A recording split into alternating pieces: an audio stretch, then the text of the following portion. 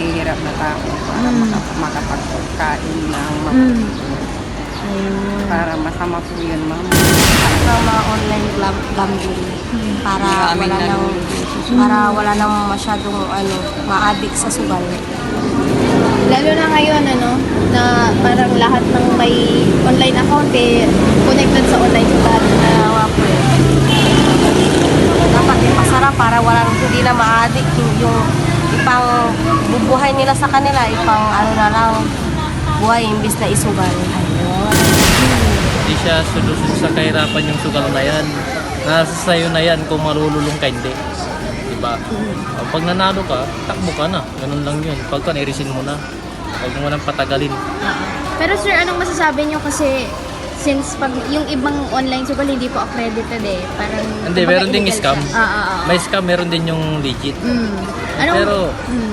Pero nasa sayo na yun. Kung magsusugal ka, hindi. Kung ikaw mo sa utak mo yan, wala ka ng pera. Ano pong masasuggest nyo sa government sa pagpapatigil ng ganitong mga online sugal? Lalo na para sa mga nalululong. Siyempre, maraming marululong dyan, pati mga bata, di ba, madadamay. Kung ikaw, may pera ka, magsugal ka. Pag wala ka pera, huwag ka magsusugal, ganun lang yan. Tayong mga batang kabataan, ayan, mas maganda. Tapos ang dami nalululong.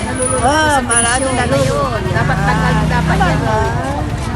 Anong panawagan nyo sa gobyerno, mother? Dapat ako sa gobyerno po, dapat tanggalin yung mga piso ganyan. Kasi mga kabataan, kawawa yung mga kabataan kasi mabuti kung may hanap buhay sila. Dapat yung tanggalan talaga yun. Tatanggal yung piso ganyan. Lalo na para sa mga bata. Mga bata.